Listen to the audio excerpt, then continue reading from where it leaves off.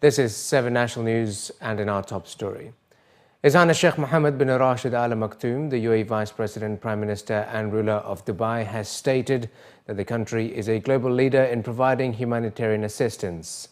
His Highness Sheikh Mohammed's comments came at the launch of the UAE Foreign Aid Report 2013 on Monday in Abu Dhabi, which showed that the UAE provided 21.5 billion dirhams in foreign aid in 2013, the highest achieved by any country in 50 years, according to the report released by the Ministry of International Cooperation and Development.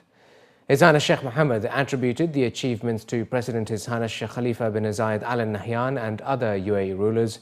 He continued in the approach laid down by the late Sheikh Zayed bin Sultan Al Nahyan.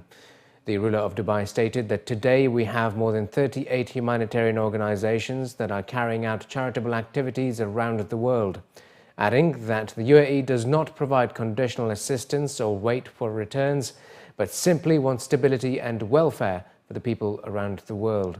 The statistics showed that the majority of donations were for development, which amounted to 20.46 billion dirhams, 94.6% of total aid, compared to 5.07 billion dirhams provided in 2012.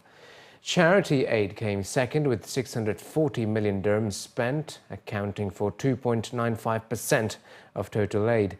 The report indicates that 13.77 billion dirhams of development aid was provided as grants, while 7.86 billion dirhams was provided as loans. Grants accounted for 63.64% of development aid, while grants reached 36.36%. Humanitarian aid amounted to 530 million dirhams, 2.45% of aid, compared to 400 million dirhams spent in 2012. The report also highlights the geographic distribution of UAE aid. African countries received the largest share of foreign aid with 18.1 billion dirhams compared to 958 million dirhams provided in 2011. Asia accounted for 2.7 billion dirhams of aid, while countries in Europe, North and South America and Oceania received 811 million dirhams. As for Emirati donors in 2013, government aid had the highest contribution of 82.6%, accounting for 17.9 billion dirhams.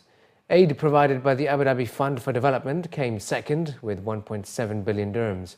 Aid provided by the Khalifa bin Zayed Foundation placed third with 777 million dirhams, 3.59% of aid, while Emirates Red Crescent provided aid valued at 566.5 million dirhams, 2.62% of aid.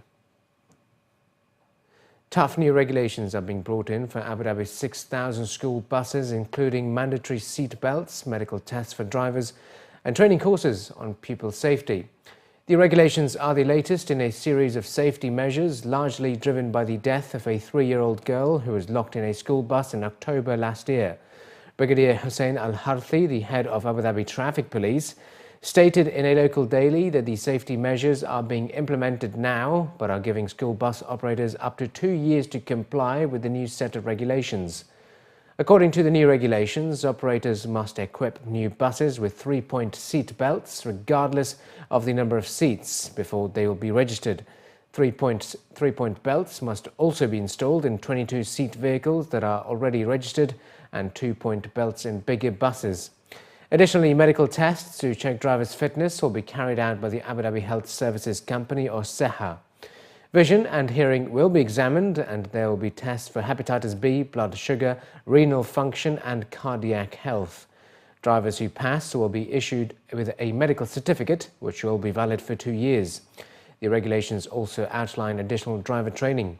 The Emirates Driving Company in Musaffa will train bus drivers and attendants on defensive driving, traffic safety, daily inspection of buses, and safe boarding and disembarking.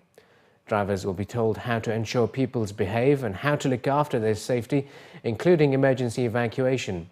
Additionally, Brigadier Al-Harthi stated that closed-circuit TVs and speed cameras will be installed near schools to ensure people's safety. These are expected to come online by next year. He also urged parents not to endanger their children's lives by allowing them to travel on unlicensed school buses. The Roads and Transport Authority has announced that all traffic lights in Dubai will soon be controlled remotely from a traffic control centre connected through 3G technology. Of the 830 signalised traffic junctions, 330 are already equipped with 3G technology, allowing remote access from the control centre. The RTA said that the next 500 traffic junctions will be updated in the coming months, which will help in ensuring better mobility of traffic depending on the traffic flow. Currently, traffic lights are controlled through hired telephone lines, and the update will enable better management of traffic congestion at junctions as per the changing traffic patterns and accordingly minimize the delay resulting from the timing and synchronization issues of the traffic signals, with the control totally shifted from wire to wireless systems in the Emirate. Officials from the RTA have stated that they have finalized the survey of sites in order to capture information for the entire number of junctions in Dubai, with all the remaining number of traffic lights to be linked with the control centre via 3G network by the end of March. A proposed bill is underway to regulate drone flights and keep Dubai's airspace safe following a spate of airport disruptions due to misused drones. The General Secretariat of the Dubai Supreme Legislation Committee has met with Dubai's aviation safety and security authorities to discuss a draft bill on aviation safety.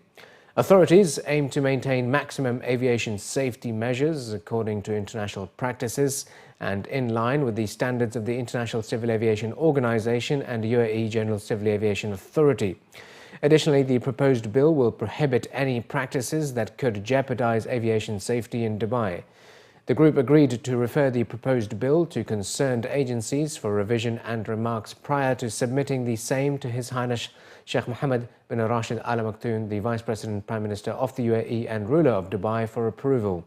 The meeting comes on the heels of a forced closure of Dubai International Airport on the 23rd of January, following a drone sighting near the approach of the airport. The airport was closed for 55 minutes after the recreational drone was found to have flown near the airport twice. The incident is the third such case in Dubai in 8 months. The Abu Dhabi municipality has undertaken a campaign that it hopes will soon rid the city of unsightly satellite dishes on the rooftops and balconies of its buildings and the inevitable cables that hang around building facades. The civic body has notified all the landlords, tenants and property management companies about the campaign, with notices pasted at the building entrances asking for cooperation. As part of the campaign, the municipality is urging all landlords to not allow the installation of more than 4 centralized satellite dishes on building rooftops, as well as to ensure that they are installed away from building walls so that the hanging cables are not visible. The department added that the costs of the 4 centralized satellite dishes must be borne by the landlords and not the tenants.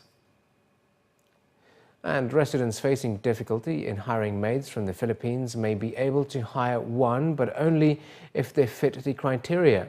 No new Filipino housemaids have been hired directly from the Philippines since June 2014 because of conflicting recruitment rules from the UAE and labour-sending countries like the Philippines. Both governments have started the process of negotiations in standardizing employment contracts to start maid redeployment, but no time frame has been issued. Philippines Labour Attaché Delma Cruz was quoted in a local report as stating that families who have at one point hired Filipino maids that are now in the Philippines can rehire them with no problems at all in certain situations. The official went on to explain that in such situations, when a housemaid employed in the UAE has to go home after her contract expires, if she stays there for an extended period of 6 months to a year, technically she can still be rehired by the same employer as she is a returning worker. Cruz said the employer can recall the maid from the Philippines, and if she is fit and willing to work with them again, she can do so. The employer can approach the Philippine Labour Office in Algeciras to present the old verified contract, passport and visa copy as proof of former employment. And finally, in the bulletin, with all eyes on Dubai for the second edition of the Dubai Tour, there will be much support for local stars taking part in the international event as Skydive Dubai announces their lineup of their 16-member squad. At a press conference, senior officials of the Skydive Dubai Pro Cycling team officially unveiled their team kit and announced that Emirati cyclist Muhammad Al Murawi will lead the team together with 7 other Emirati team members. Team managers are hopeful for a strong display this year on home turf, with the joining of Spanish cycling star Francisco Mancebo to complete a 16-member team with a mix of climbers, sprinters and time trial specialists. The Skydive Dubai pro cycling team will seek to carry on with their form in Dubai, following their gold medal wins in regional events such as Jalaya Tour, Liwa cycling race, Egypt Tour and Singkarak Tour, to name a few. There will be much support for the local side together with the UAE national team as they take part in the 660-kilometre race together with 14 other international cycling teams for the coveted Circle of Stars trophy. Team manager Mansour Busaiba, who was also an Olympian for the UAE in 1992, stated that the team is hopeful for a positive start to the season ahead of upcoming UCI Tour events. We started from last year working on Dubai Tour preparations. We've been through different type of races. We joined, the first race was Sharjah Tour in end of November. We won that tour. And then we moved into a tour of Galaya in Malaysia. We won the classification and individual also. The recent tour was Egypt tour. During the race, you will see different movements happenings. Just look into, and the race, look into who gonna win the sprints on the roads. Hopefully you will see Skydive, one of the riders, to compete on the sprints. Look into the stage 3, the mountains, who will be in the front, in the first peloton. Maybe you will see also, I'm not 100% sure, but I'm confident that my team will be on the first peloton, on the third, which is the most difficult stage of the Dubai Tour.